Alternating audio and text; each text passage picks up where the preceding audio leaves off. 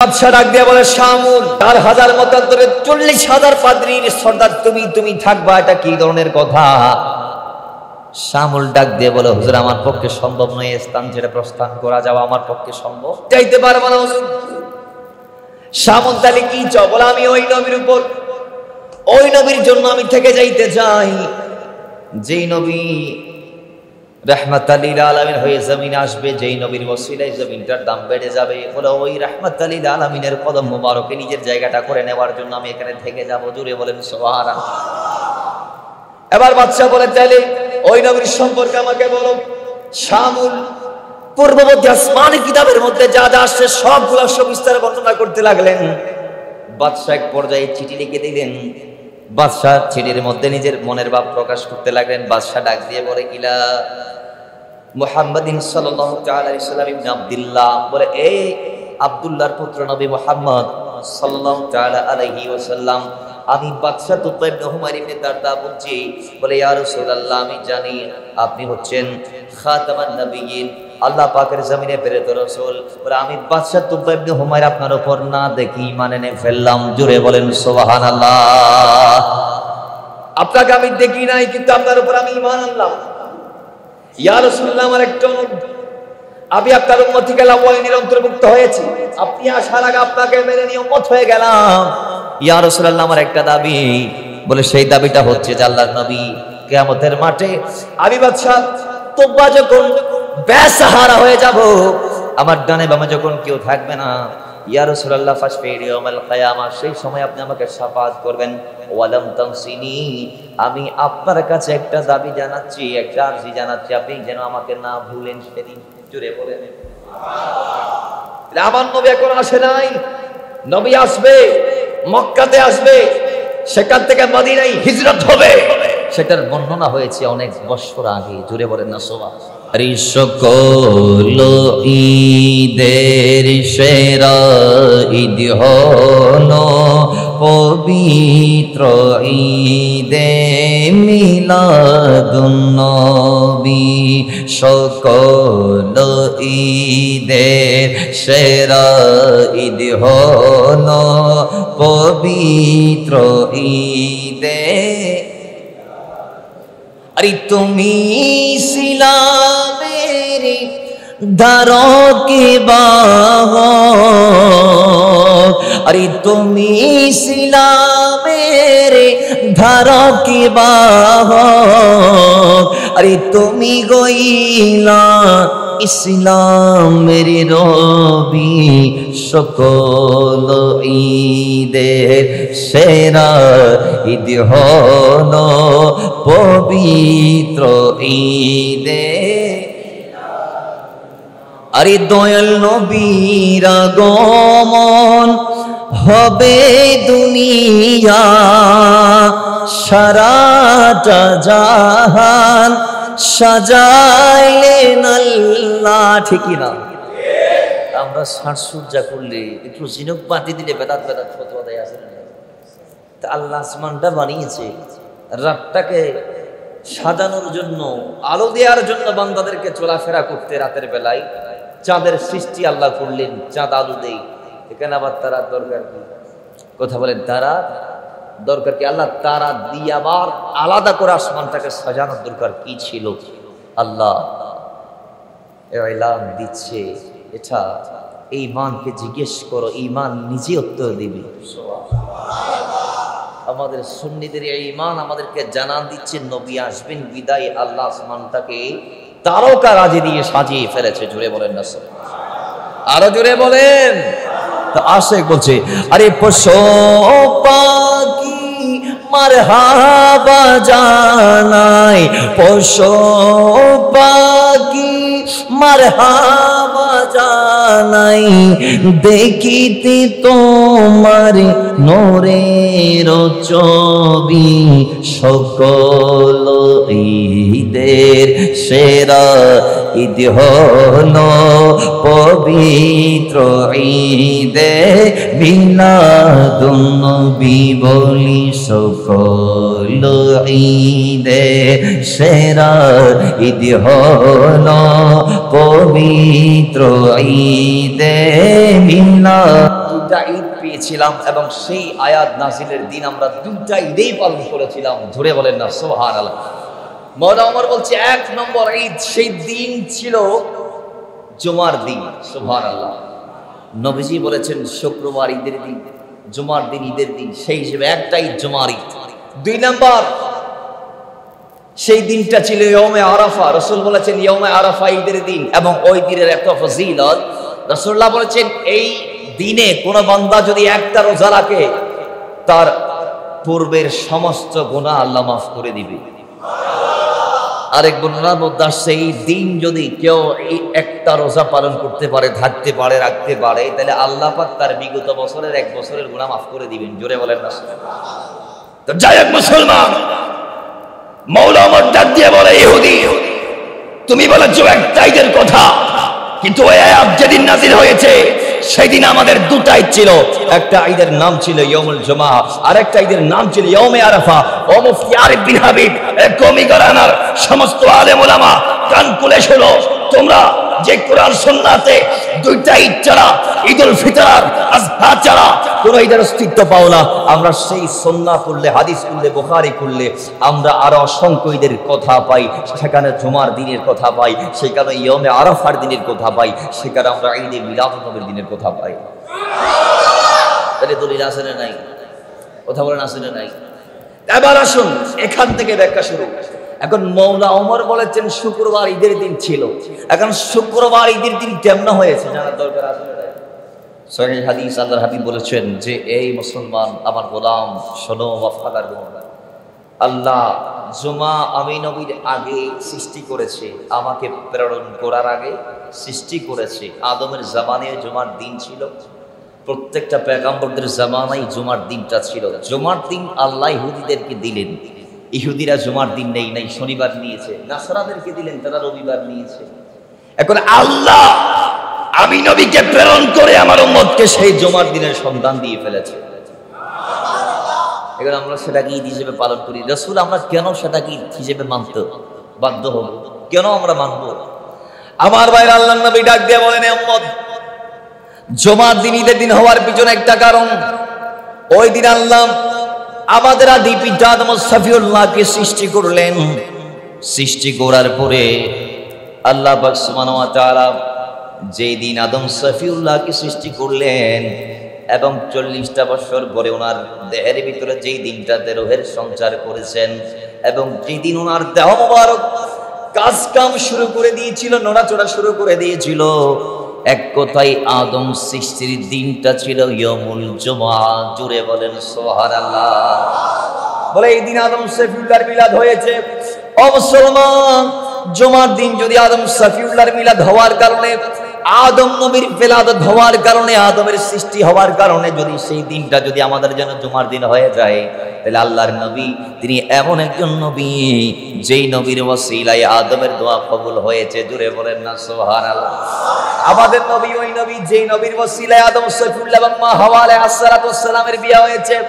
আমার ভাইয়েরা, আমার নবী ওই নবী যেই নবীর ওসিলায় আদম সফিউল্লাহর নূর মুবারক, আদম সফিউল্লাহর দেহ মুবারকের মধ্যে নবীর নূর ইরাদের মাধ্যমে আল্লাহ পাক তার সমস্ত কিছু স্টার্ট করেছেন। সুবহানাল্লাহ। ওই নবীর যেদিন এসেছে সেদিন আমরা মিলাদুন নবী পালন করতে পারবো কি পারবো না? ঈদের দিন পালন করতে পারবো কি পারবো না? একটা সামান্য বিবেক থেকে একটা নিজের বিবেককে প্রশ্ন করেন যে আদম সৃষ্টির দিন যদি আমাদের জন্য ঈদের দিন হয়ে যায়, তাহলে আমার নবী তো আদমেরও নবী। আমার নবী তো ওই নবী যেই নবীর ওসিলায় আল্লাহ আদমকে বানিয়েছে। হাদিসে পাকের মধ্যে আসছে আমার নবী বলছেন আমি তখনও নবী ছিলাম যখন আদমকে সৃষ্টি করা হয় নাই। হাদিসে পাক আসছে আমি তখনও নবী ছিলাম যে আদম তার দেহ ছিল এক জায়গায়, রূহ ছিল আরেক জায়গায়। বলে ওয়া আদমু বাইনা রূহি ওয়াল জাসাদ, তখনও আমি নবী হিসেবে ছিলাম। জোরে বলেন না সুবহানাল্লাহ। হাদিসে পাক আসছে আদম সৃষ্টির 40,000 পূর্বে আমি নবী হিসেবে বিদ্যমান ছিলাম। একই হাদিসে আসছে আল্লাহর হাবিব বলছেন আদম সৃষ্টির 14,000 বছর আগে আল্লাহ আমাকে নবী বানিয়ে রেখে দিয়েছে। তাহলে আমার নবী তো আদমেরও নবী, আদমেরও নবী। আমার নবী তো ওই নবী জিনার ওসিলায় আদমের ফরিয়াদ রব্বে করিমের দরবারে কবুল হয়েছে। তো ওই নবীর সৃষ্টির দিন আমরা ঈদ হিসেবে পালন করতে পারবো কি পারবো না? তো একদল যারা বলে পালন করা যাবে না, আল্লাহ তাদেরকে নবীকে চেনার তৌফিক দান করুন। আমরা দোয়া করবো, বদুয়ার দরকার নাই। আল্লাহ নবীর মাধ্যমে যেন তাদের পরকালীন কল্যাণ নিশ্চিত করার তৌফিক দান করে আমরা তাদের জন্য সেই দোয়াটা করব, কারণ আমাদের নবী আমাদেরকে এই দোয়া করা শিখিয়েছেন, ঠিকই না বলেন? তারা আমার নবীকে কষ্ট দিয়েছে, উহুদের ময়দানে দান শহীদ করে দিয়েছে, নবীকে বদুয়া দিয়েছেন, দেই নাই। আমার নবী বলছে আল্লাহুম্মা হদি কওমি ফাইন্নাহুম লা ইয়ালামুন, আল্লাহ এরা আমাকে চিনে নাই, তুমি চেনার ক্ষমতা দাও। সুবহানাল্লাহ, জোরে বলেন। হেদায়েত, হেদায়েত মানে নবীকে চেনা। নবী বলেছেন আল্লাহুম্মা হদি কওমি, আল্লাহ হেদায়েত দাও, হেদায়েত দাও। ফাইন্নাহুম লা ইয়ালামুন, আমাকে তারা চিনে নাই। তো চিনে নাই বিনিময়ে হেদায়েত দিতে কেন বলা হয়েছে? কারণ হেদায়েতের মাধ্যমেই নবীকে চেনা যায়। তো মনে রাখবেন, সুন্নিরা হেদায়েতের উপর আছে, বিদায় মুস্তাফাকে চিনতে পেরেছে এবং নবীর তাজিমার্থে মিলাদুন নবী সাজিয়ে বসে গিয়েছে। আরেকটা দল আছে, সেই সময় যেদিন নবীজির আগমন হয়েছিল সেদিন যে শয়তান কেঁদেছে, হাদিসে পাক সিনে ইবলিস রানা আরবাতি, চারবার ইবলিস বেশি বেশি কান্না করেছে। তার ভিতরে একটা হচ্ছে সেদিন যেদিন তাকে অভিশপ্ত ঘোষণা করা হয়েছে। দ্বিতীয় নম্বর, সেই দিন তিনি বেশি কেঁদেছে যেদিন তাকে জান্নাত থেকে বের করা হয়েছে। 3 নম্বর, সেই দিন ইবলিস বেশি কেঁদেছে যেদিন নবীজির মিলাদ হয়েছে। 4 নম্বর, সেই দিন ইবলিস অজুর কান্না করেছে যেই দিন মুস্তাফার কদমে কোরআনের আগমন হয়েছে। ইমাম কাসতালানি বলছে না কোন নবী? যেই নবী যেই রাতে দুনিয়াতে এসেছে, যেই রাতের শেষাংশে আমার নবী সুবহে সাদিক, সুবহে কাযিব দৌর হওয়ার পরে সুবহে সাদিক সত্য ফজরে যে নবীর আগমন হয়েছে, সেই নবী কোন নবী জানো? যেই নবীর আগমনের রাতটা সবে কদরের রাতের চেয়েও দামি। ফতোয়া আমি দিচ্ছি না, ফতোয়া দিচ্ছি ইমাম কাসতালানি। ফতোয়া আমার দেওয়ার আগে আমার দিকে আঙ্গুল ওঠার আগে ইমাম কাসতালানির দিকে জিজ্ঞেস করুন না। ইমাম কাসতালানির দিকে জানতে চান, জেনার দিকে তো কিতাব কওমিরা পড়ে আলেম হয়। ওই ইমাম কাসতালানি বলছে যে নবীজি যেই রাতে এসেছে, মিলাদুন নবীর রাতটার মর্যাদা সবে কদরের রাতের চেয়েও দামি। অথচ কোরআনে পাকে সবে কদরের ব্যাপারে স্বতন্ত্র একটা সূরা আছে, সূরাতুল কদর। সেই কদরের মধ্যে আছে, সেই সূরা কদরের মধ্যে আছে লাইলাতুল কদরি খায়রুম মিন আলফি শাহর। এই রাতের মর্যাদা হচ্ছে এটা 1000 মাসের চেয়েও দামি। সুবহানাল্লাহ। কিন্তু ইমাম কাসতালানি বলছে কোরআনের অথেন্টিক দলিল থাকার পরেও আরে ওই কদর রাতের চেয়ে মিলাদুন নবীর রাতের মর্যাদা বেশি। বলে কারণ একটাই, বলে কদরের দাম বেড়েছে। ইন্না আনজালনাহু ফি লাইলাতুল কদর, লাইলাতুল কদরের দাম বেড়েছে একমাত্র কোরআন নাজিলের কারণে। বলে কোরআন আসার কারণে যদি কদরের দাম এত বেড়ে যায়, তো মিলাদুন নবীর রাতে সাহেবে কোরআন নবীজির আগমন হয়েছে। মনে রাখবেন, কোরআন আল্লাহ ওই নবীকে দিয়েছে, কোরআন নবীর কদমে গিয়েছে। নবী মক্কায় গেলে কোরআন পিছন পিছন মক্কায়, নবী মদিনায় গেলে কোরআন গিয়েছে মদিনায়, নবী গড়ে গেলে কোরআন গিয়েছে নবীর গড়ে। নবী যদি যুদ্ধের ময়দানে যায়, কোরআন সেখানে যায়। কিন্তু আগের নবীদেরকে আল্লাহ শরীয়ত দিয়েছেন, কিতাব দিয়েছেন। প্রত্যেক নবীকে আল্লাহ নির্দিষ্ট একটা জায়গায় সিকিউর প্লেসে নিয়ে গিয়ে তারপর দিয়েছেন জিবরাইলের মাধ্যমে। কিন্তু আমার নবীকে কোথাও নিয়ে গিয়ে কোরআন আল্লাহ দেই নাই। আল্লাহ বলে জিবরাইল নবী যেখানে, কোরআনকে সেইখানে নিয়ে যাও। জুড়ে বলেন না সুবহানাল্লাহ। কারণ ইন্নাহু লাকাউলি রাসূলিন কারীম, এটা আমার নবীর সম্মানিত বাণী। সুবহানাল্লাহ পড়বেন। এখন কোরআন আমরা আল্লাহর বাণী বলতেছি, আর কি আল্লাহ বলতেছে এটা আমার নবীর বাণী। সুবহানাল্লাহ। আর নবীর বাণী যে কোরআন, হাদিসও যে আল্লাহর বাণী, নবীর জবান দিয়ে যা বের হয়েছে সব আল্লাহ।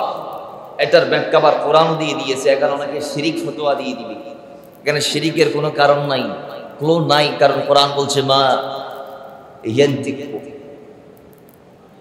ওয়া মা ইয়ান্তিকু আনিল হাওয়া ইন হুয়া ইল্লা ওয়াহয়ু ইউহা।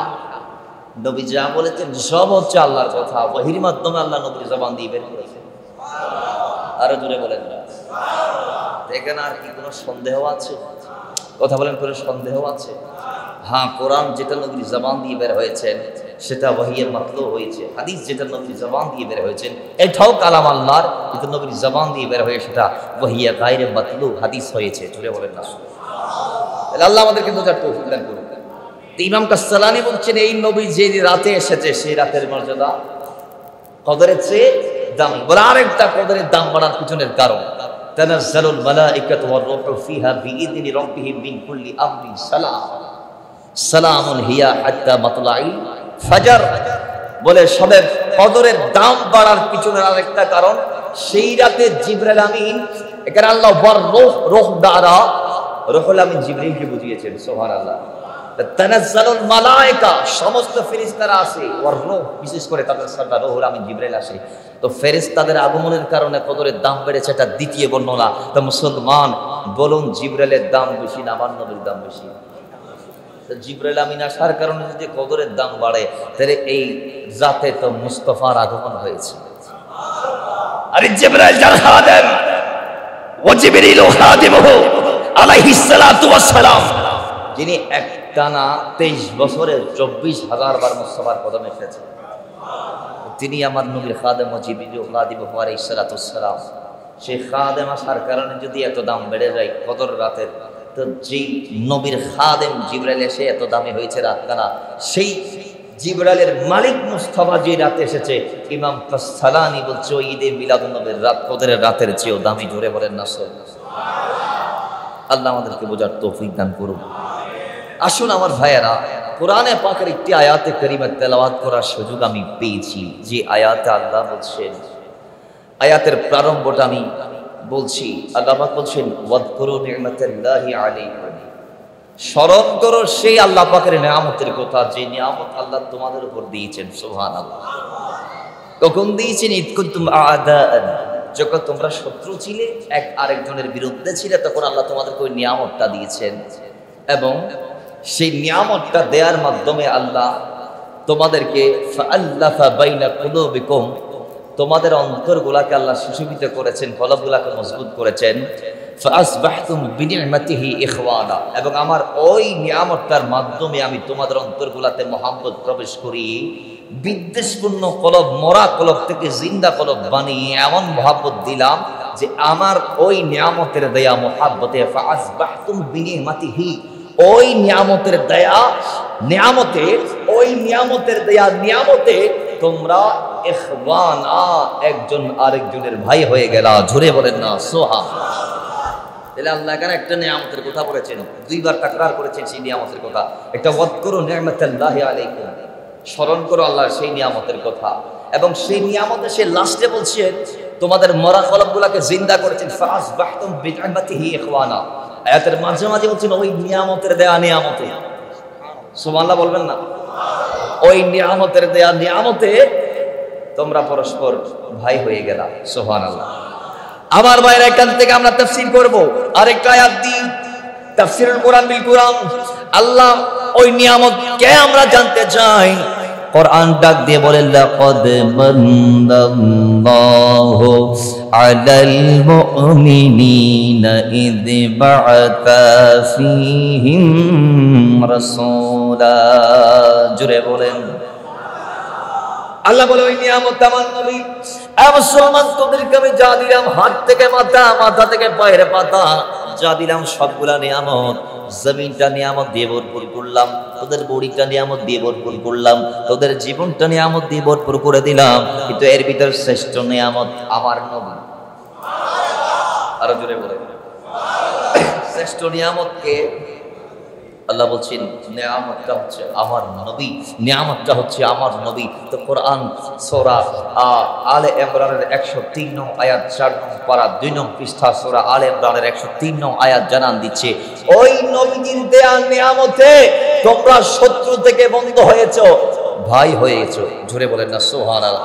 এবং ওই নিয়ামত আমি যেহেতু তোমাদেরকে দিয়েছি, তো ওয়াযকুরু নি'মাতাল্লাহ, তোমরা ওই নিয়ামতটার শুকর আদা করো, স্মরণ করো। তো নিয়ামতটার স্মরণ করার জন্য মিলাদুন নবীর মাহফিল। আর একটু ব্যাখ্যা, এই কি আয়াত, এরপর আল্লাহ বলছে সেই নিয়ামতটা কখন দিলাম, কিভাবে দিলাম। আর একটু ব্যাখ্যা, আল্লাহ বলছেন ওয়া কুনতুম আলা শাফা হুফরাতিন মিনান নার ফাআনকাযাকুম মিনহা, বলে নিয়ামতটা দেয়ার প্রাক্কালে তোমরা ছিলা জাহান্নামী। নাউযুবিল্লাহ করেন।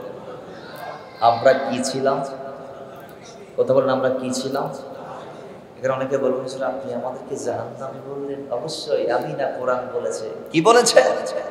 ওয়া কুনতুম আলা শাফা হুফরাতিন মিনান নার, আমরা ছিলাম জাহান্নামী। কেমন? একটু ব্যাখ্যা। বলে আমরা ওই জাতি ছিলাম, আমরা মানুষরাই আমার নবীকে পাওয়ার আগে নিজের সন্তান মাকে বিয়ে করেছে। এই আমাদের মানুষরাই নিজের মা হওয়ার পরেও নিজের স্বামীর ইন্তেকালের পর নিজের বাচ্চাকে বিয়ে করেছে।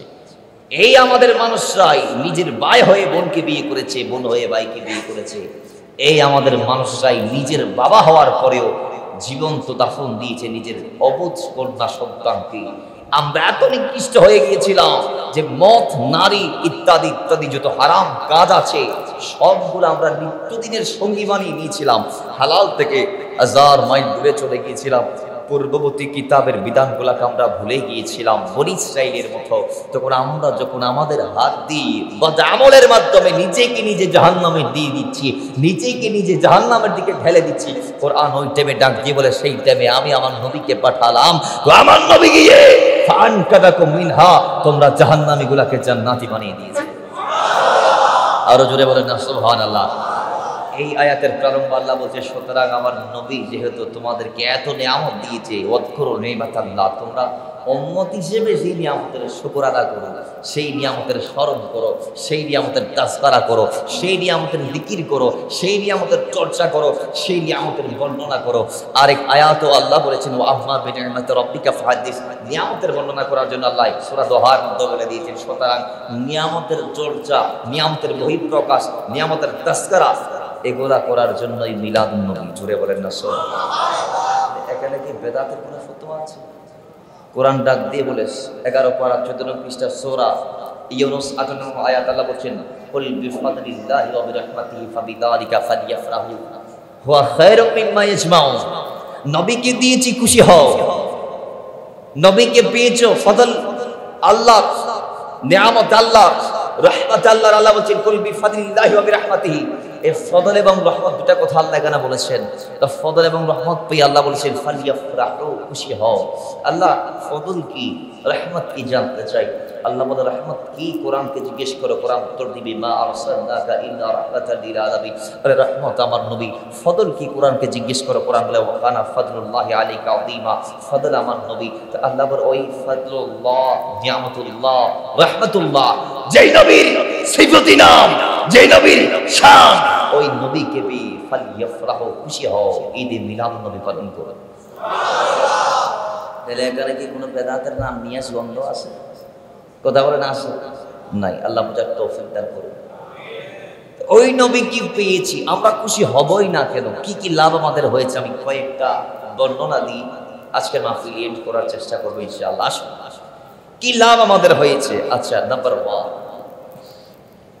কোরআন সুন্নাহর আলোকে নবীকে পেয়ে আমাদের কি কি লাভ এগুলা। 1 নম্বর, কোরআন ডাক দিয়ে বলছেন যুগে যুগে অনেক নবী এসেছে, অনেক রাসূল এসেছেন, কিন্তু কোন নবী এবং কোন রাসূলের উম্মতকে আল্লাহ শ্রেষ্ঠ বলে, সর্বশ্রেষ্ঠ বলে ঘোষণা করে নাই, কিন্তু আমার নবীর উম্মতদেরকে আল্লাহ করেছে। আমার ভাইরা, কোরআন ডাক দিয়ে বলে কুনতুম খায়রা উম্মাতিন উখরিজাত লিন-নাস তা'মুরুনা বিল মা'রুফ ওয়া তানহাউনা আনিল মুনকার। ইয়া রাসূলুল্লাহ, তার উম্মতরাই শ্রেষ্ঠ, এদের চেয়ে দামি কোন উম্মত আমি বানাই নাই, জমিনে প্রেরণ করি নাই। রাসূল আপনি যেমন সেরা, আপনার কিতাব কোরআন যেমন সেরা, আপনার উম্মতগণের মধ্যে সেরা। তাহলে 1 নম্বর আমাদের দাম পৃথিবীর সবার মধ্যে। কোন নবীর উম্মতের এত শান নাই, মান নাই, মর্যাদা নাই যত মর্যাদা আল্লাহ আমার নবীর উম্মতদেরকে দিয়েছে। 2 নম্বর মর্যাদা আল্লাহ কিভাবে আমার নবীর উম্মতদের মর্যাদা কিভাবে আল্লাহ পূরণ করেছে। মুসলমান বলে 2 নম্বর নিয়ামতের নাম হচ্ছে যে আল্লাহ আমার নবীর উম্মতদেরকে গনিমতের মাল খাওয়ার মতো সুযোগ করে দিয়েছেন। সুবহানাল্লাহ। যুদ্ধলব্ধ সম্পদ যেগুলোকে গনিমা বলা হয়, অমুসলমান এক সময় সে গনিমতের সম্পদ মুসলমানরা অথবা নবীর পক্ষ হয়ে যারা যুদ্ধের ময়দানে যাইতো তারা খাইতে পারতো না। যেমন মুসা কালিমুল্লাহর বিপক্ষে ফেরাউনের লক্ষাধিক বিশাল বাহিনী মোকাবেলা হয়েছে, যুদ্ধ হয়েছে, মুসার বিজয় হয়েছে। ওই সময় বিধান ছিল কাফেররা যুদ্ধের ময়দানে যত কোটি টাকার সম্পদ নিয়ে আসুক সমস্যা নাই, যুদ্ধের মধ্যে মুসলমানরা বিজয় লাভ করলে সেগুলো ধরা যাবে না, খাওয়া যাবে না, কারণ এরা যেমন অপবিত্র, এদের সম্পদ অপবিত্র, এগুলা নেওয়া যাবে না। কোন নবীর উম্মত এগুলা নিতে পারে নাই। যুদ্ধ করার পরে যুগে যুগে বড় বড় যুদ্ধ হয়েছে, কিন্তু যুদ্ধের পর নবী এবং তাদের উম্মতরা সেগুলো নিতে পারে নাই। তো আল্লাহর হাবিব জমিন আসলেন, আল্লাহর হাবিব জমিনে এসে তার মাত্র 23 বছর বয়সে 27টি বড় বড় যুদ্ধ করলেন। গজওয়া এবং সারিয়া সবগুলা মিলিয়ে ছোট বড় আল্লাহর হাবিব যুদ্ধ করেছেন 27টি। সেই 27টি যুদ্ধে মাত্র উহুদের প্রান্তরে ছাড়া মুসলমানরা প্রত্যেকটা যুদ্ধে জয়লাভ করেছে। উহুদেও প্রাথমিক জামানায়, প্রাথমিক সময়ে মুসলমানদের হাতে বিজয় পতাকা আসছিল, কিন্তু পরক্ষণে মুস্তাফার কথা থেকে যখন তারা সরে গেল, তাদের বিজয় উল্টিয়ে দিয়েছেন আল্লাহ। জুড়ে বলেন, কে দিয়েছেন? কেন দিয়েছেন? কারণ মুস্তাফার আইন যখন মুসলমান মানবে না, যখন আল্লাহ বুঝাচ্ছে, তখন আযাব মুসলমানদের উপর আসবে। রাসূল বলেছে, এই গিরিপথের হেফাজত করো, এই পথ তোমরা পাহারা দিও, এই পথ ছেড়ে কোথাও যাওয়া যাবে না। তোমরা তোমাদের নেতা যা বলে তা করবা। এখন তাদের নেতা তাদেরকে ডাক দিয়ে বলছে, পিছনের গিরিপথটা তোমরা ছাড়িও না, এটা বাদ দিলে, এটার থেকে যদি তোমরা অন্যদিকে চলে যাও, তাহলে এই পথ দিয়ে কাফেররা এসে আমাদেরকে পিছন থেকে গুফতা হামলা করে ছত্রভঙ্গ করে দিতে পারে। এখন প্রাথমিক সময়ে যখন মুসলমানরা বিজয় সুনিশ্চিত দেখতে পেয়েছে, ওই মুস্তাফা এবং তাদের লিডারের কথা বলে তারা সবাই গনিমতের মাল নেওয়ার জন্য যখন সামনে আগালেন, তখন পিছন থেকে খালিদ বিন ওয়ালিদ রাদিয়াল্লাহু তাআলা হয়ে এসে মুসলমানদেরকে এমন আঘাত করলেন, যার কারণে মুসলমানরা উহুদের প্রান্ত ছেড়ে পালাতে বাধ্য হয়েছে। জুড়ে বলে না নাউজুবিল্লাহ। 70 জন মুসলমান সেদিন ইন্তেকাল করেছে, শহীদ হয়েছে। আসুন, কেন হয়েছে? কারণ একটাই, আল্লাহর হাবিব নবীজি আমাদেরকে জানান দিচ্ছে, যখন তোমরা আমার নির্দেশ মানবা না, তখন তোমাদের উপর আযাব আসবে, এটা সুনিশ্চিত। আযাব আসবে, এটা সুনিশ্চিত।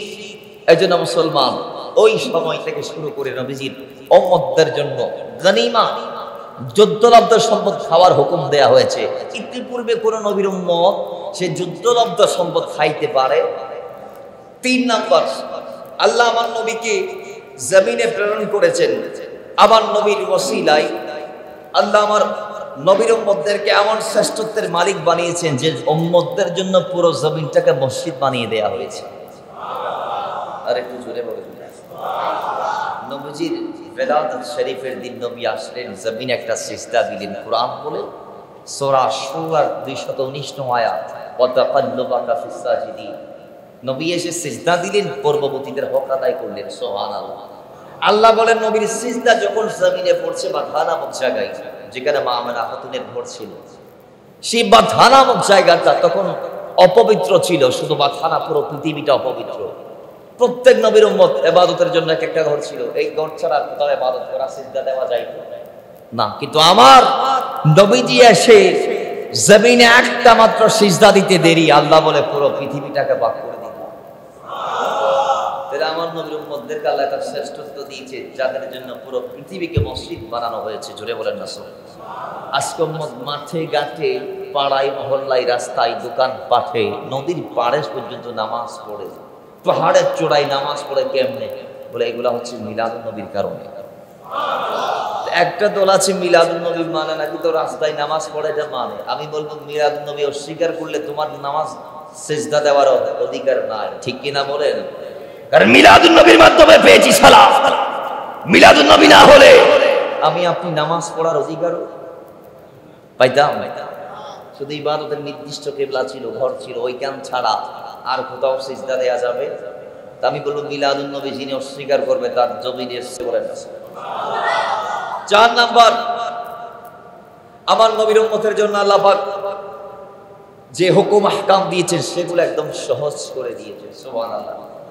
কেমন? আমার নবীর আগে অনেক নবী এসেছেন, তাদেরকে আল্লাহ শরীয়ত দিয়েছেন। নবী আদম থেকে এদেরকে নূহ আলাইহিস সালাম পর্যন্ত ওহী ছিল। এগুলো ওহীয়ে তাকওয়িন, সাধারণ ওহী, নির্দিষ্ট কোনো হুকুম আহকাম ছিল না। কিন্তু আল্লাহ নূহ জামানা থেকে, নূহ নজিহুল্লাহর জামানা থেকে আল্লাহ ওহীয়ে তাশরীর প্রবর্তন করলেন। সুবহানাল্লাহ। মানে নূহ আলাইহিস সালাম থেকে শরীয়তের ওহী আসা কি হয়েছে? শুরু হয়েছে। সুবহানাল্লাহ বলবেন। আমার মায়েরা, আমার নবীর উম্মতদেরকে আল্লাহ পূর্ববর্তী অনেক বিধান সহজ করে দিয়েছেন। যেমন এক সময় বিধানগুলো অনেক কঠিন ছিল, আমার নবীর উম্মতদের জন্য সেই বিধানগুলো অত্যন্ত সহজ করে দেয়া হয়েছে। যেমন আজকে আমরা রোজা রাখি, রোজা আগেও ছিল, কিন্তু রোজার সিস্টেম এভাবে ছিল না। অন্যান্য নবীর উম্মতরা রোজা রেখেছে মাত্র সাহারি খেয়ে। তাও কিভাবে? বলে ওই শোয়ার আগে আগে কে ফেলতে হবে। আমরা ফজরে যে সাহারি খাই সেটা ছিল না। ইফতার করার পরে বান্দা নামাজ পড়ে রাতের আগ মুহূর্তে শোয়ার আগে আগে, বিছনার মধ্যে পিঠ লাগানোর আগে আগে, দু চোখের পাপড়ি বন্ধ হওয়ার আগে আগে উম্মতকে সাহারিটা খেয়ে ফেলতে হবে আগামী দিনের জন্য। একবার যদি সে ঘুমিয়ে যায় তাহলে সে আর কিছু পান করতে পারবে না, খাইতেও পারবে। ইসলামের প্রাথমিক জামানায় এরকম ছিল। কিন্তু একদিন আমার নবীর একজন সাহাবী, তিনি হযরত কায়েস ইবনে সারমা আল আনসারী রাদিয়াল্লাহু তাআলা, মদিনার একজন সাহাবী, তিনি রোজা রেখে কাজ করার জন্য মাঠে গেলেন। কাজ করতে করতে করতে করতে তিনি বাসায় ফিরলেন। বাসায় ফিরে সন্ধ্যার টাইম ইফতার আনার জন্য স্ত্রীকে বললেন, স্ত্রী তুমি একটু আমার জন্য ইফতারের ব্যবস্থা করো। এখন স্ত্রী বাসা দেখছেন, সেখানে খাবার দেওয়ার মতো। তিনি বলতেছেন, স্বামী একটু দাঁড়ান, পাশের বাসাগুলো আমি একটু খোঁজ নেই, ওদের বাসায় যাই, আমি যদি পাই আপনার জন্য এখন নিয়ে আসবো। তিনি পাশের বাসাদের ঘরওয়ালাদের কাছে গেলেন, পার্শ্ববর্তী খুঁজতে লাগলেন, দোহাই আমার স্বামীর জন্য কিছু চাওয়ার জন্য এসেছি, যদি থাকে তাহলে আমাকে দিতে পারেন, আল্লাহ আপনাদের প্রতি ihsan করবেন। আমি এসেছি, আমার স্বামী এরকম এরকম রোজা অবস্থায় মাঠ থেকে কাজ করে এসেছে, এখন ইফতারের টাইম। এখন তিনি খাবার নিয়ে আস্তে আস্তে দেখতেছেন তার স্বামী ঘুমিয়ে গেছে। স্বামী এখন একবার ঘুমাইলে পরের দিনের আর সাহারি খাওয়া যাবে, সবগুলা হারাম হয়ে যায়। তো ইসলামের প্রাথমিক জামানায় আগের মতো বিধান ছিল। এখন সে ঘুমিয়ে গেছে, আর খাইতে পারে নাই, ফজর উঠে আবার রোজা। এখন সেই রোজা নিয়ে আবার মাঠে গেলেন, কাজ করতে করতে অর্ধবেলা বেহুশ হয়ে পড়ে গেলেন। ইন্না লিল্লাহি ওয়া ইন্না ইলাইহি রাজিউন। তিনি বেহুশ হলেন, আল্লাহর হাবিবকে এই সংবাদটা দিলেন। সাহাবায়ে কেরামদের একটা দল গিয়ে নবীজি ডাক দিয়ে আল্লাহর দরবারে ফরিয়াদ করে, আল্লাহ আমার উম্মতরা এইভাবে রোজা রাখতে পারবে না, এটা আগে যদি বা কঠিন ছিল আমার উম্মতের জন্য সহজ করে দাও। সুবহানাল্লাহ। আরেকটা নাস্তা হয়ে না, এটা একটু কি করে দাও। তা আল্লাহ সহজ করে দিলাম। রাসূল জননের উম্মত হলরে ততক্ষণ পর্যন্ত হাইবার অনুমতি দিই যতক্ষণ পর্যন্ত আদাত তাইব বড় করি বরং না। কুলু ওয়াশরাবু হাত্তা ইয়াতাবায়ানা লাকুমুল খাইতুল আবিয়াদু মিনাল খাইতিল আসওয়াদি মিনাল ফাজর। যতক্ষণ পর্যন্ত সুবহে কাযিব থেকে সুবহে সাদিক পর্যন্ত রেখা দেখা যাবে না ততক্ষণ খাওয়া যাবে। সুবহে সাদিক দেখা গিয়েছে তো হারাম, আর খাওয়া যাবে না। তো এই বিধান যে সহজ করা হয়েছে, ফজর পর্যন্ত যে হাইবার অনুমতি দিয়ে আল্লাহ নবী মোহরের ফরত তুন আগে না দিগর পরে এই সারা আগের ভিতরে হাইবালান করতে দিগর আগে আগে। কিন্তু এই মুস্তাফা জানার ফজর পর্যন্ত টাইম দিয়ে এর আগে নো আসি তো মুসলমান আল্লাহ আল্লাহর হাবিবকে আমাদেরকে দিয়ে আগের বিধানগুলো আমাদের জন্য সহজ করে দিয়েছে। এরকম বিধান সহজ হাজারটা করেছে, যাই এগুলা বলার টাইম নাই, সময় নাই। এরপরে 5 নাম্বার, আল্লাহ আল্লাহর হাবিবের সাদকায় আমরা উম্মতদেরকে জুমার দিনের সন্ধান দিয়ে দিয়েছি, যেটা আমাদের জন্য স্বতন্ত্র আলাদা একটা ঈদের দিন। সুবহানাল্লাহ পড়ে। 7 নাম্বার 6 নাম্বার, আল্লাহ পূর্ববর্তী শরিয়াতে উম্মতরা যখন গুনাহ করার সিদ্ধান্ত নিত তখন তাদের জন্য গুনাহ লেখার অনুমতি দিয়ে দিত ফেরেশতাদেরকে, যে লিখে ফেল, কি কর, অমুক বলেছে আজকে সন্ধ্যার সময় এটা করবে, লিখে ফেল, করুক না করুক লিখা হয়ে গেছে বললে হয়ে যেত। এখন আমরা উম্মতদের বেলায় আল্লাহ পাক করলে হয়ে যাচ্ছে গুনাহ, মানে বললে আর গুনাহ নাই, নিয়ত করলে গুনাহ নাই। আল্লাহ বলে ফেরেশতারা নবী আমার টাকা পাঠাইছি, তো এখন যা ইচ্ছা তা লিখা যাবে না, আগে ধৈর্য ধরো, আমার নবীর উম্মত কি করে দেখো। গুনার প্ল্যানিং করেছে 4 জন মিলে আজকে রাতের বেলায় এই কাজ করব, দেখো আমার বান্দা আমার নবীর উম্মত চাইলে গুনাহটা না করতে পারে। এখন ফেরেশতারা দেখতে দেখতে দেখতে দেখতে গুনার টাইম আসলো, চারজন এক হলো, যাত্রা করছে গুনার স্পটের দিকে, কদম দিয়ে দিয়ে আস্তে আস্তে অগ্রসর হচ্ছে। ফেরেশতারা বলে আল্লাহ আমরা কি লিখতে পারি? আল্লাহ বলে লিখার দরকার নাই, একটু দেখো আমার উম্মত ফিরে আসতে পারে। গুনার স্পটে বান্দা পৌঁছে গিয়েছে। এবার ফেরেশতারা বলল আল্লাহ এখন তো লিখতে পারি, এখন তো ডাইরেক্ট চলে আসছে, শুরু করবে। আল্লাহ বলে আগে শুরু করে কিনা এটা দেখো। আগে গুনাহ শুরু করে কিনা এটা দেখো। এখন গুনাহ করে ফেলেছে। আল্লাহ বলে দাঁড়াও, এখন লিখিও না, আমার বান্দা হয়তো এই মুহূর্তে পবিত্র হয়ে তওবা করতে পারে। তাহলে এই সিস্টেমটা আগে ছিল, কথা বলেন তো কার ওসিলায় পেয়েছি? রাহমাতাল লিল আলামিন নবীজির ওসিলায় পেয়েছি। এরপর আমার নবীর ওসিলায় আরো কি পেয়েছি, কি শ্রেষ্ঠত্বের মালিক আমরা হয়েছি। আল্লাহ পাক 7 নম্বরে বলছেন আমার নবীর উম্মতদেরকে আল্লাহ সমূলে ধ্বংস হওয়ার থেকে হেফাজত করেছেন। সুবহানাল্লাহ।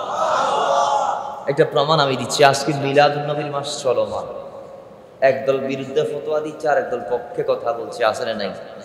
আমরা পক্ষের আর অন্য দলগুলা বিপক্ষের। আচ্ছা আসুন, এইরকম নবীর বিপক্ষে গেলে আমার নবীর আগমনের আগে আল্লাহ তাদেরকে হালাক করে দিয়েছেন, ধ্বংস করে দিয়েছেন। কিরকম? মুসা নবীর উম্মতরা যখন একটা গুনাহ করলো, কিরকম? মুসা কালিমুল্লাহ দিয়েছে তাওরাত কিতাব আনার জন্য, আর একজন বেয়াদব জিব্রাইলের গোড়ার মাটির থেকে গাছ গজানো মাটি নিয়ে যখন তিনি একটা প্রতিমা বানিয়ে সেখানে দিলেন, সেটা আপনা আপনি হাঁটা চলা কথা বলা শুরু করে দিয়েছে। মানে একটা গরু হয়ে গিয়েছে আপনা আপনি। তো তখন তারা সবাই ওই গরুকে তাদের খোদা মনে করলো এবং পূজা করতে লাগলো।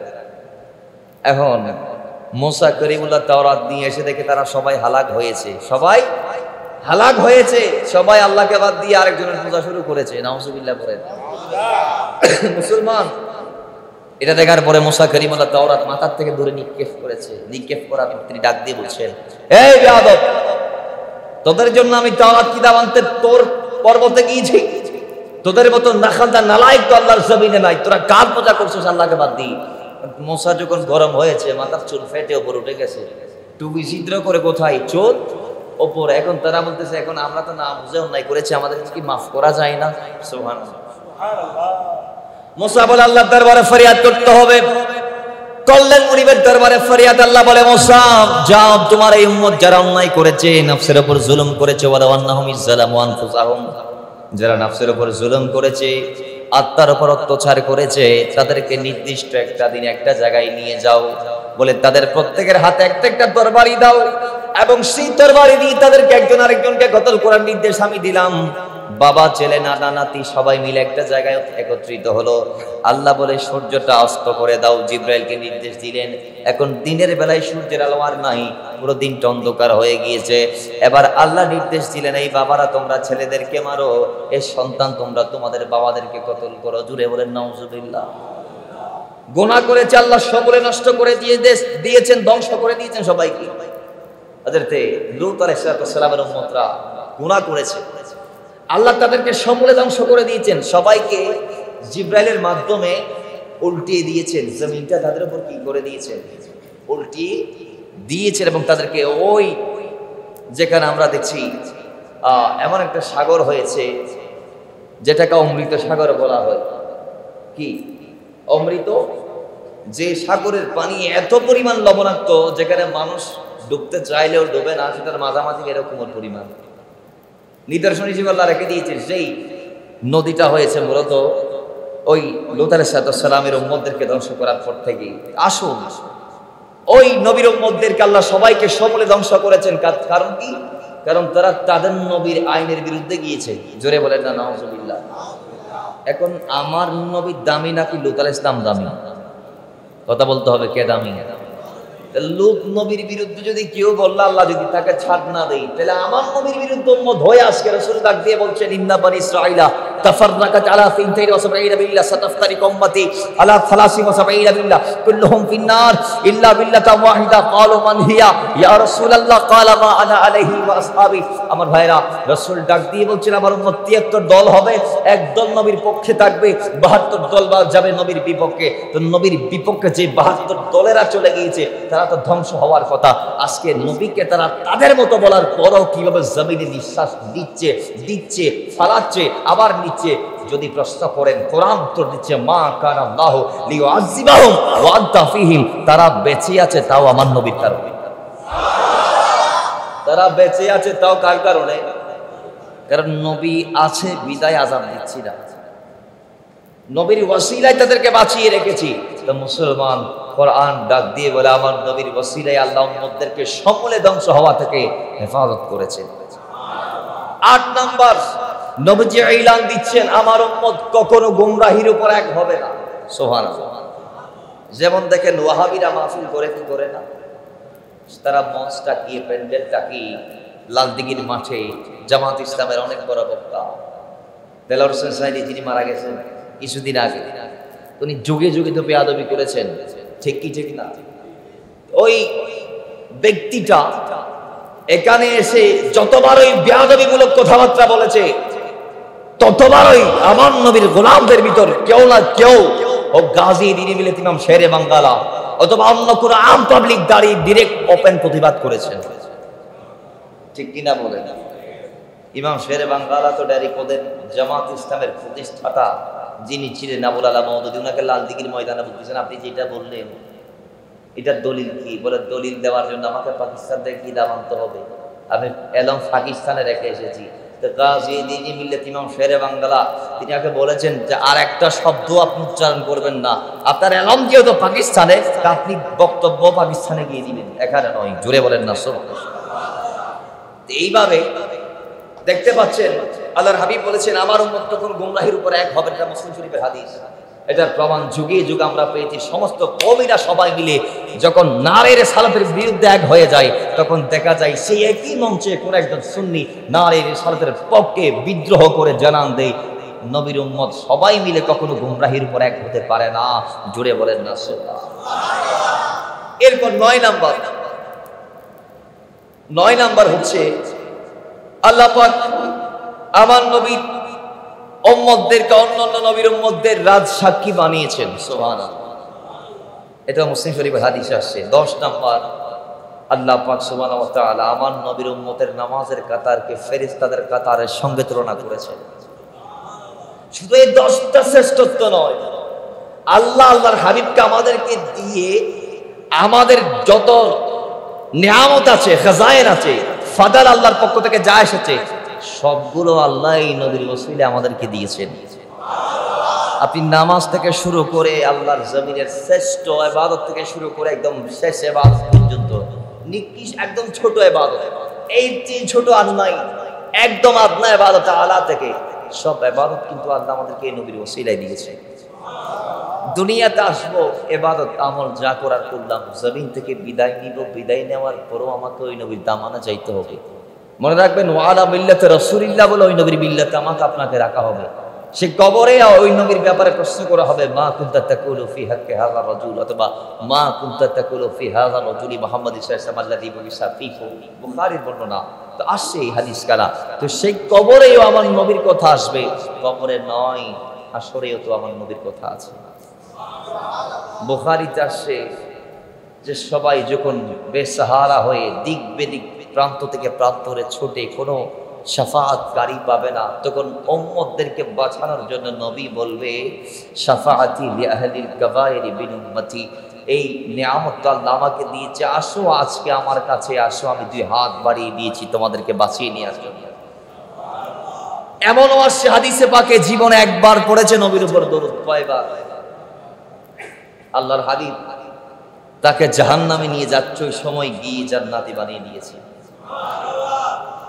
তিনি আল্লাহর হাবিবের উপর জীবনে দরুদ পড়ছে একবার, ইবনে ওমরের বর্ণনা। এরপর ওনাকে আল্লাহ পাক ফয়সালা দিয়েছেন ফেরেশতাদের মাধ্যমে, এই গুনাহগারকে জাহান্নামে নিয়ে যাও। আদম ডাক দিলেন হে মুহাম্মদ যান, আপনার উম্মতকে জাহান্নামে নিয়ে যাচ্ছে ফেরেশতারা ধরে। নবী গেলেন, দেওয়ালের মতো প্রতিবন্ধক হয়ে গেলেন ফেরেশতা এবং উম্মতের মাঝে। রাসূল ডাক দিয়ে বলে, কোথায় নিয়ে যাচ্ছ আমার উম্মতকে? বলে, জাহান্নামে। কেন? জাহান্নামী, আমল নাই, ভালো কাজ করে নাই, মন্দ করে করে সারা জীবন কোরবান করেছে। এই জন্য রাসূল ডাক দিয়ে বলে, হতে পারে না, আমি আমার সামনে মাপার জন্য বলছি। ফেরেশতারা বলে, আমরা কারো আর নির্দেশ মানতে বাধ্য নই, আমরা কঠোর প্রকৃতির ফেরেশতা, কারণ আমরা জাহান্নামে নিয়ে যাওয়ার দায়িত্ব নিয়েছি কালে।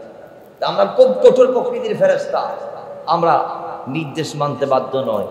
রাসূল পাক বাম হাতে দাড়ি মুবারক ধরে ডান হাতে রব্বে করিমের দরবারে ফরিয়াদ করবেন, আল্লাহ তুমি না বলেছো উম্মতের ব্যাপার আমাকে লজ্জিত করবে না। তো আজকে ফেরেশতারা এগুলা কি করছে?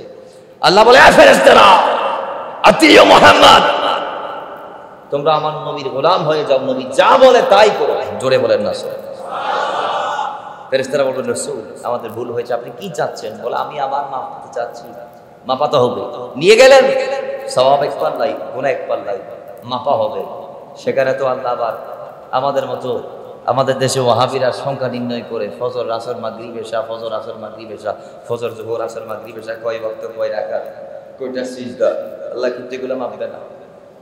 আল্লাহ সংখ্যা মাপবেন, আল্লাহ ওজন মাপবে, ওজন ফাল্লা দিয়ে সংখ্যা মাপে না, ওজন মাপবে। কথা বলেন, ফাল্লা দিয়ে কি মাপে? এই জন্য কোরআনে বলছে, লিয়াবলুয়াকুম আইয়ুকুম আহসানু আমালা, কার আমল কত বেশি সুন্দর আল্লাহ সেটাই দেখার জন্য পাঠিয়েছে। তো ওই আমল মাপবে সংখ্যার ভিত্তিতে নয়, ওজনের ভিত্তিতে। ওজনের ভিত্তিতে মনে রাখবেন, সংখ্যা নির্ণয় করা হয় হিসাব নিরীক্ষক ক্যালকুলেটরের মাধ্যমে, আর পাল্লা দিয়ে ওজন নির্ণয় করা হয়। আরো জোরে বলে দিন আমার ভাইরা, সেই পাল্লাতে আল্লাহর হাবিব উম্মতের গুনাহ সওয়াব তুলে দিবেন। দেখবেন গুনাহ সওয়াব দেওয়ার সাথে সাথে গুনাহ বেশি, সওয়াব কম। এখন মিজানের পাল্লার একটা সিস্টেম আলাদা হচ্ছে, আলাদা একটা সিস্টেম এইভাবে যে মিজানের পাল্লা যেটা ভারী হবে সেটা উপরে উঠে যাবে। আমাদের দেশের পাল্লা ভারী হলে নিচে নামে, কিন্তু মিজানের পাল্লা ভারী হলে কোথায় উঠবে? উপরে উঠবে। তো দেখতে পাবে আল্লাহর হাবিব ওই উম্মতের গুনাহ উপরের দিকে উঠে যাচ্ছে, কারণ গুনাহ বেশি। তখন রাসূল পাক নিজের পকেট থেকে একটা সাদা কাগজের টুকরা এরকম দিবেন, কোথায়? সওয়াবের পাল্লায়।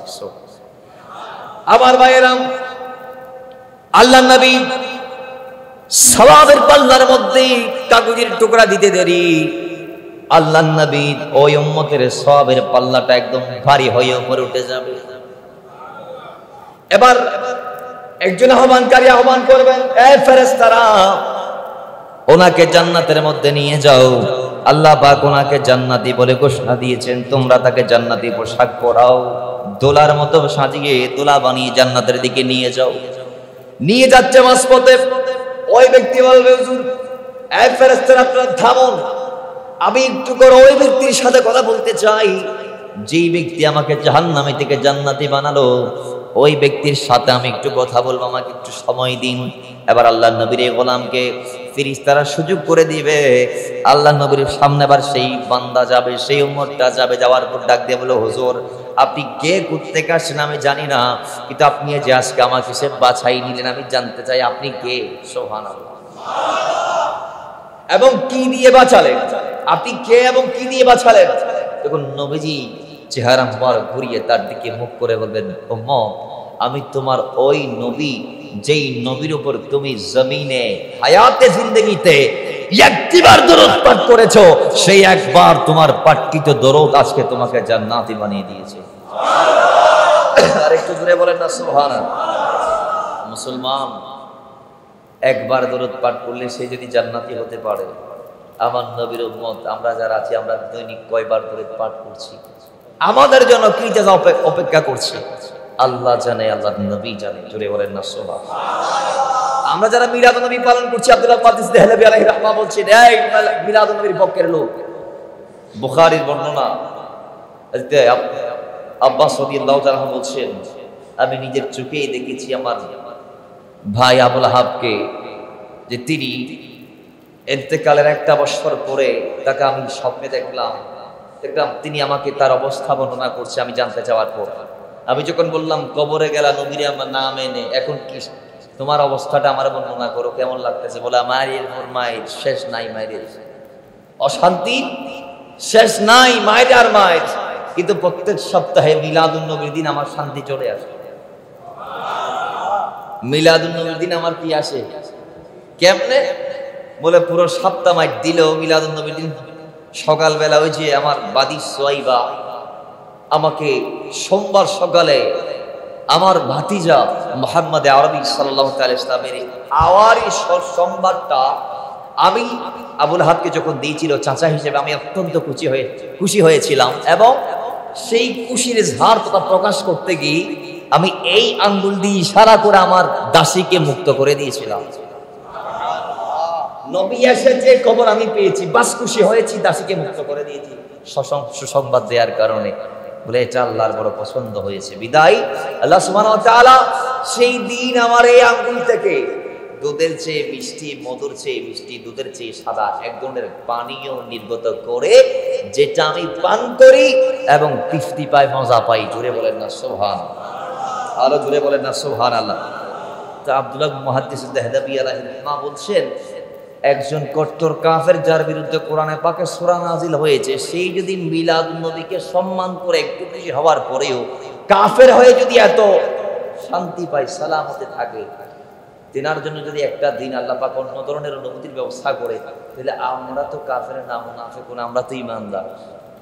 আমরা কারা? ঈমানদার। তা আমরা যদি নবীকে পেয়ে খুশি হই, তাহলে আমরা যদি সেই নবীর খুশি উদযাপনার্থে ঈদে মিলাদুন নবী পালন করি, আল্লাহ আমাদেরকে কিভাবে দিতে পারে এটা আল্লাহ জানে, আল্লাহর হাবিব জানে। তিনি বলছেন এটা মিলাদুন নবী পালন করলে ওয়ালাদের জন্য সর্বশ্রেষ্ঠ দলিল। জোরে বলেন না সুবহানাল্লাহ। তারা বলে বেদাত, আর হাদিসে পাকের মধ্যে আমরা পাই এটা ইবাদত। কেমন? তারা বলে নবীজি পালন করে নাই, আমরা দেখতে পাচ্ছি নবীজি প্রত্যেক সপ্তাহে পালন করেছেন মিলাদুন নবী। সুইলান সৌমিল ইসলাম হাদিসে পাক আছে, নবীকে জিজ্ঞেস করা হয়েছে, নবী আপনি প্রত্যেক সোমবারে রোজা কেন রাখেন? আমার নবী উত্তরে দিচ্ছেন, উত্তরে নবীজি ইরশাদ করছেন, ফিহি উলিতু ওয়া ফিহি উনজিলা আলাইয়া। বলে দুইটা কারণে প্রত্যেক সোমবারে রোজা রাখে। এক হচ্ছে সেদিন আমার উপর কোরআন এসেছে, দুই সেদিন আমার মিলাদ হয়েছে। আমি প্রত্যেক সপ্তাহে সোমবারে রোজা রেখে আমি আমার মিলাদুন নবী পালন করি। নবী যদি পালন করে বেদাত না হয়, আমরা পালন করলে কি বেদাত হবে? আমার বিরোধী ভাইয়েরা বলে এটা পালন করা যাবে না, কারণ আল্লাহ করতে বলে নাই। আল্লাহ বলে শুধু করতে বলি নাই তা নয়, আমি নিজেও তো করেছি। 3 নং পারা 19 নং পৃষ্ঠা সূরা আলে ইমরান আয়াত 81 আল্লাহ বলছেন, ওয়া ইযা আখাযাল্লাহু মিসাকান নাবিয়্যিনা লামা আতাইতুকুম মিন কিতাবিন ওয়া হিকমাতিন সুম্মা জাআকুম রাসূলুম মুসাদ্দিকুন লিমা মাআকুম লাতু'মিনুন্না বিহি ওয়া লাতানসুরুন্নাহি। আল্লাহ আমার নবীকে প্রেরণ করার কোটি বছর আগে আলেমে আরওয়াতের নবীদেরকে নিয়ে আমার নবীর মিলাদ জমিনি আওয়ারির কথা বর্ণনা করেছে। তবে এই আয়াত জানান দিচ্ছে মিলাদ নবী পালন করা আল্লাহর সুন্নাত। তা আমার দেশের যে ভাইয়েরা বুঝে না, আল্লাহ তাদেরকে বোঝার তৌফিক দান করুন। যে মিলাদুন নবী থেকে কারো ব্যান্ড প্যাকেজ, বিয়ের অনুষ্ঠান, মেয়েদের অনুষ্ঠানের আয়োজন করা হয়েছে? এখানে কি নর্তকী এনে নাচ গান করানো হয়? ইসলাম সমর্থন করে না এরকম কোনো কাজ করা হয়? ইসলাম যেগুলাকে জায়েজ দিয়েছে, কোরআন সুন্নাহর আলোচনা, এগুলাই তো আমরা করি, ঠিকই ঠিক না? সকল ঈদের সেরা ঈদ হলো পবিত্র ঈদে মিলাদুন নবী। সকল ঈদের সেরা ঈদ হলো পবিত্র ঈদে।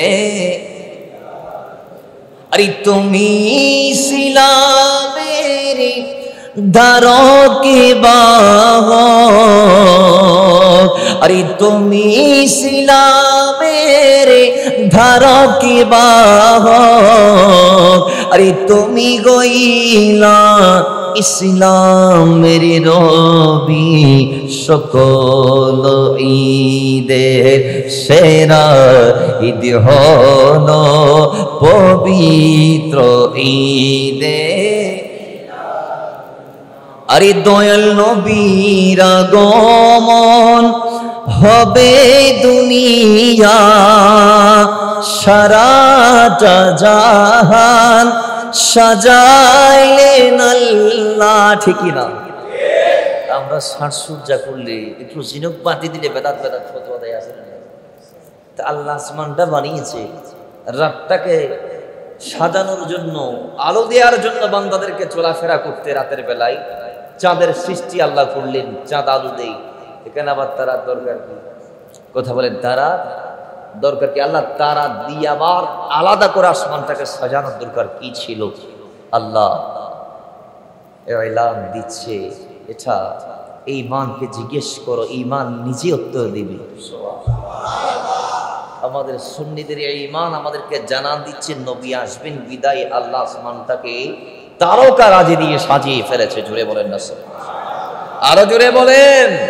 তো আশেক বলছে, আরে পশু পাখি মারহাবা জানাই, পশু পাখি মারহাবা জানাই, দেখিতে তোমার নূরের ছবি, সকল ঈদের সেরা ঈদ হলো পবিত্র ঈদে মিলাদুন নবী বলি, সকল ঈদে সেরা ঈদ হলো পবিত্র ঈদে মিলাদ। আমার মানে এই নবীর মিলাদ যুগী যুগী যে হয়ে এসেছে, সেই ব্যাপারে আর একটা ওয়াকিয়া বলে আজকের এই মাহফিল থেকে আমরা সবাই বিদায় নেব ইনশাআল্লাহ।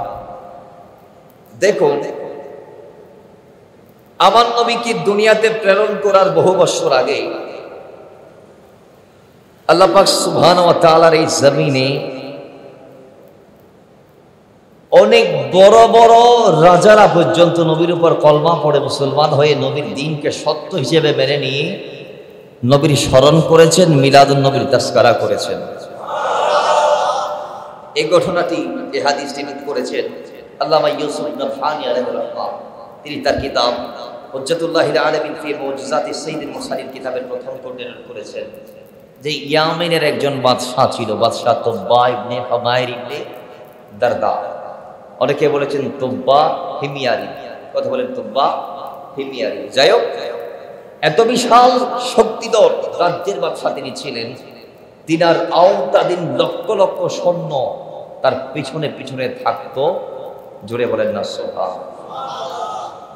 বর্ণনা এটার মধ্যে আসে, তিনার পিছনে 1,35,000 ছিল ঘোড়সাওয়ার, 1,35,000 ঘোড়সাওয়ার ছিল, এবং 1,15,000 ছিল পেদম, যারা পায়ে হেঁটে হেঁটে বাদশার পিছনে যাচ্ছে। এবং ওই কাফেলাতে 4,000 ডাক্তার ছিল, এই লক্ষ লক্ষ সৈন্যদের চিকিৎসা করার জন্য, এবং 4 থেকে 40,000 পাদ্রী ছিল, পাদ্রী। এই বিশাল বাহিনী নিয়ে বাদশা তুব্বা ইবনে হুমায়র ইবনে দারদা অথবা বাদশা তুব্বা হিমিয়ারি তিনি আস্তে আস্তে হেরেমে মক্কাতে আসলেন। হেরেমে মক্কায় এসে মক্কার মানুষদেরকে ডাক দিলেন, এই মক্কার মানুষ, যে আমি তোমাদের মক্কায় আসলাম তোমাদেরকে সাহায্য করার লক্ষ্যে, সাহায্য করতে চাই, কার কি লাগবে আমাকে বলো। মক্কার মানুষ তাকে বলে, বাদশা তুমি তোমার দায়িত্ব নিয়ে এখান থেকে সরে যাও, নিজ দায়িত্বে বিদায় হও, কারণ আমরা তোমার কাছে কেন চাইবো, আমাদের কাছে তো খানে কাবা আছে, যে কাবাতে পুরো পৃথিবীর মানুষরা আসে তাওয়াফ করতে, সেই কাবা আমাদের মাঝে বিদ্যমান, আমরা তোমার কাছে কেন চাইবো, যাও তুমি চলে যাও।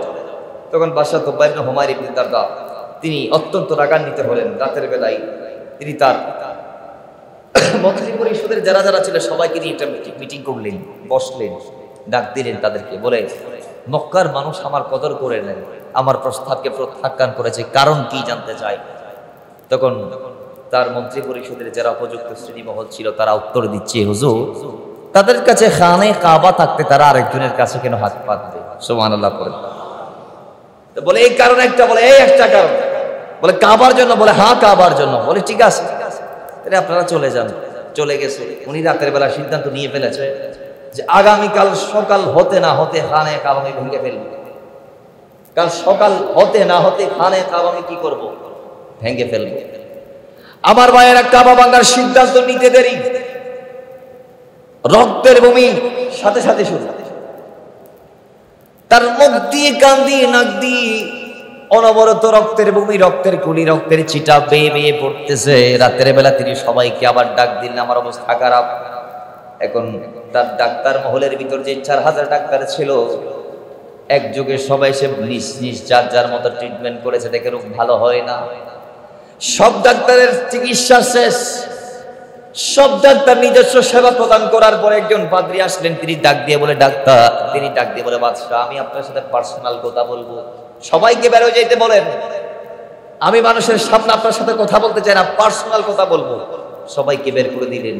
একে একে বাদশাকে নিয়ে সামনে বসেন। বাদশাহ, আমাকে সত্যভাবে আপনি বলবেন, আপনাকে বলতে অবশ্যই হবে, আমি রহস্যটা উদ্ঘাটন করতে পারবো না। তো আপনি আমাকে বলুন, রক্তের বমি শুরু হওয়ার আগ পর্যন্ত কি হয়েছে না হয়েছে, কি নিয়ত করেছেন কি নিয়ত না করেছেন, কি হয়েছে কি হয় না, সব আমাকে সবিস্তারে বর্ণনা করতে হবে। একটু জোরে বলেন না সুবহানাল্লাহ। আমার ভাইয়েরা, বাদশা শুরু করলেন। মক্কায় আসলাম, মানুষদেরকে প্রস্তাব দিলাম, প্রত্যাখ্যান করলো। তোমাদেরকে নিয়ে মিটিং করলাম, কারণ জানতে চাইলাম, তোমরা এইটা বললা, তোমরা এইটা বলে চলে গেলা। তখন আমি রাতের বেলা সিদ্ধান্ত নিলাম, কালকে সকালে খানে কাবা ভেঙে ফেলবো। নিয়ত করতে দেরি রক্তের ভূমি শুরু হয়ে গেছে। বলে এখন এটা ছাড়া আর কোনো ইয়া নাই। তখন বাদশা তোব্বা হুমায়র ইবনে দারদাকে ওই পাদ্রী ডাক দিয়ে বলে, বাচ্চা সমস্যা দেই গানে, আরে খানে কাবা যেটাকে ধ্বংস করা আপনার নয়, পুরো পৃথিবীর কারো পক্ষে সম্ভব নয়। জোরে বলেন না সুবহানাল্লাহ। বলে আপনি কাবা শরীফের শানে মুস্তাহি করেছেন, ইহানত করার চেষ্টা করেছেন, শহীদ করতে চেয়েছেন, কাবাকে বিদায় করার পরে আযাব এসেছে কাবা মালিকের পক্ষ থেকে। তা আপনি নিয়ত এই মুহূর্তে করুন, আপনি খানে কাবা ভাঙবেন না, বরং সেটার সংস্কার করবেন, সৌন্দর্য বর্ধন করবেন, সেটার খেদমত করবেন, গোলামি করবেন। জোরে বলেন না সুবহানাল্লাহ। রাতের বেলা নিয়ত করতে দেরি, বন্ধ হয়ে গেছে রক্তের ভূমি। আমার ভাইরা, সকালে তিনি যা পারলেন তার সৈন্যদেরকে নিয়ে খানে কাবার সংস্কার কাজ করলেন। তিনি কাবার মধ্যে গিলাফ পড়ালেন, কাবাতে প্রথম চোখট লাগালেন, দোয়ার পাল্টিয়ে দিলেন, সুগন্ধিযুক্ত কাঠের ব্যবস্থা করলেন, দেওয়ালের মধ্যে চুন সিস্টেম কিছু দামি দামি জিনিস ব্যবহার করলেন। খানে কাবাতে প্রথম কাবাতে গিলাফ ছড়ালেন তিনি। এবার যাইতে যাইতে যাইতে যাইতে ওই কাফেলা নিয়ে তিনি মদিনা পর্যন্ত গেলেন। এবার মদিনায় যাইতে দেরি। 4 থেকে 40,000 পাদ্রীর যিনি প্রধান ছিলেন, তিনি নাম ছিল শামুল বলে, আমি আর এখান থেকে যাব না। সুবহানাল্লাহ। আয় আরে তুম কেয়া খোদাই সজ্জিদি আসমানি কিতাব দেখা আছে, এই ইয়াসরিব নামক জায়গায় ইয়ানুব রাহমাতাল লিল আলামিনের তশরিফা বাড়ি হইব। এরা নবী হিজরতের মাধ্যমে আইরে ইন্তেকাল পর্যন্ত এরা যাইব এবং নবীজির রওজা মুবারক এর সুবহানাল্লাহ। আরেকটা বড় করি আমার ভাইরা, বাদশা ডাক দিয়ে বলে, শামুল 4000 মতান্তরে 40,000 পাদ্রীর সর্দার তুমি থাকবা, এটা কি ধরনের কথা? শামুল ডাক দিয়ে বলে, হুজুর আমার পক্ষে সম্ভব নয়, স্থান ছেড়ে প্রস্থান করা যাওয়া আমার পক্ষে সম্ভব নয়, আমি যাইতে পারবো না হুজুর। শামুল তাহলে কি চাও? বলে, আমি ওই নবীর জন্য আমি থেকে যাইতে চাই, যেই নবী রাহমাতাল লিল আলামিন হয়ে জমিনে আসবে, যেই নবীর ওসিলায় জমিনটার দাম বেড়ে যাবে। বলে, ওই রাহমাতাল লিল আলামিনের কদম মোবারকে নিজের জায়গাটা করে নেওয়ার জন্য আমি এখানে থেকে যাব। জুড়ে বলেন সুবহানাল্লাহ। এবার বাদশা বলে, তাহলে ওই নবীর সম্পর্কে আমাকে বলো। শামুল পূর্ববর্তী আসমানি কিতাবের মধ্যে যা যা আসছে সবগুলো সবিস্তারে বর্ণনা করতে লাগলেন। বাদশা এক পর্যায়ে চিঠি লিখে দিলেন। বাদশা চিঠির মধ্যে নিজের মনের ভাব প্রকাশ করতে লাগলেন। বাদশা ডাক দিয়ে বলে, ইলা মুহাম্মাদিন সাল্লাল্লাহু তাআলা আলাইহি সাল্লাম ইবনে আব্দুল্লাহ, বলে, এই আব্দুল্লাহর পুত্র নবী মুহাম্মদ সাল্লাল্লাহু তাআলা আলাইহি ওয়াসাল্লাম, আমি বাদশা তুব্বা ইবনে হুমায়র ইবনে দারদা বলছি। বলে, ইয়া রাসূলুল্লাহ, আমি জানি আপনি হচ্ছেন খাতামান নবিয়্যিন, আল্লাহ পাকের জমিনে প্রেরিত রাসূল। বলে, আমি বাদশা তুব্বা ইবনে হুমায়র আপনার উপর না দেখি ঈমান এনে ফেললাম। জোরে বলেন সুবহানাল্লাহ। আপনাকে আমি দেখি নাই, কিন্তু আপনার উপর আমি ঈমান আনলাম। ইয়া রাসূলুল্লাহ, আমার একটা অনুরোধ, আমি আপনার উম্মত থেকে লাওয়াইনের অন্তর্ভুক্ত হয়েছি, আপনি আসার আগে আপনাকে মেনে নিয়ে উম্মত হয়ে গেলাম। ইয়া রাসূলুল্লাহ, আমার একটা দাবি। বলে, সেই দাবিটা হচ্ছে যে আল্লাহর নবী কিয়ামতের মাঠে আমি বাদশা তুব্বা যখন বেসাহারা হয়ে যাব, আমার ডানে বামে যখন কেউ থাকবে না, ইয়া রাসূলুল্লাহ ফাশফি'নি ইয়াউমাল কিয়ামা, সেই সময় আপনি আমাকে শাফাআত করবেন। ওয়ালাম তানসিনি, আমি আপনার কাছে একটা দাবি জানাচ্ছি, একটা আরজি জানাচ্ছি, আপনি যেন আমাকে না ভুলেন সেদিন। জোরে বলেন আমার নবী এখন আসে নাই, নবী আসবে, মক্কাতে আসবে, সেখান থেকে মদিনায় হিজরত হবে, সেটার বর্ণনা হয়েছে অনেক বছর আগে। জোরে বলেন না সুবহানাল্লাহ। সেটা বর্ণনা হয়েছে আসমানি কিতাব যখন জমিন আসে নাই তখন আল্লাহ করেছেন নবীদেরকে নিয়ে আলেম আরওয়াতে। এখন যুগে যুগে যেই নবীর আলোচনা হয়েছে, যেই নবীর আওয়ারের কথা বর্ণনা হয়েছে, যেই নবীকে না দেখে অনেকে মেনে নিয়েছে, এখন এই যুগে এসে বলতেছে একদল উম্মত বলে সেই নবীর আলোচনা করা যে জায়েজ অথবা ঈদে মিলাদুন নবী করা জায়েজ, তা কোথায় আছে? জোরে বলে না নাউজুবিল্লাহ। কেউ যদি ঈদে মিলাদুন নবীর দলিল খুঁজে, তারা বলবেন তুই মুসলমান, এটা তো আমার সন্দেহ লাগতেছে, তুই আগে মুসলমানের দলিল দে, তুই তোর বাবার সন্তান, এটা আমার দলিল দে, এরকম প্রশ্ন করবেন। এগুলোর দলিল দেওয়ার দরকার নাই। ঈদে মিলাদুন নবী যুগ যুগ ধরে ছিল, তুই প্রত্যেকে মাটি ফাটি দিয়ে উঠছিস, তুই হারাম বলবি, জায়েজ নাই বলবি, ইত্যাদি ইত্যাদি বলবি, যা ইচ্ছা গাল দিয়ে যা আসে বলবি, এটা তো হতে পারে? যুগ যুগ করে চলে আসছে মিলাদুন নবী, এখন ১,৫০০ বছর পরে এসে বলে এটা বিদআত। সুস্পষ্ট নাকি বিদআত? নাউজুবিল্লাহ বলে। আর এটা বেদাতের ফ্যাক্টরি নিয়ে বসে আছে, এটা করলে বেদাত, ওইটা বললে বেদাত, এটা করা যাবে না, এটা বেদাত, এটা করা যাবে না, এটা হারাম, এটা করা যাবে না, এটা শিরক, এটা এখানে যাওয়া যাবে না, এটা জায়েজ না, বেদাত। নাউজুবিল্লাহ। মনে হয় না জায়েজ, বেদাত, শিরকের ফ্যাক্টরি সব এরা করে দিয়েছে। আল্লাহ পাক এদের থেকে সুন্নি ঘরানা আমরা যারা আছি, আমাদের ঈমান, আমার আকীদাকে হেফাজত করুন, আমিন। নবী ওয়ালি রাসূলদের দেয়া তরিকা মোতাবেক আমাদের জীবন থেকে বাস্তবায়নের মাধ্যমে আমাদের ইহকালীন মুক্তি, পরকালীন কল্যাণ নিশ্চিত করার তৌফিক দান করুন, আমিন। ওয়া মা আলাইনা ইল্লাল বালাগ। আসসালামু আলাইকুম ওয়া রাহমাতুল্লাহি ওয়া বারাকাতুহু।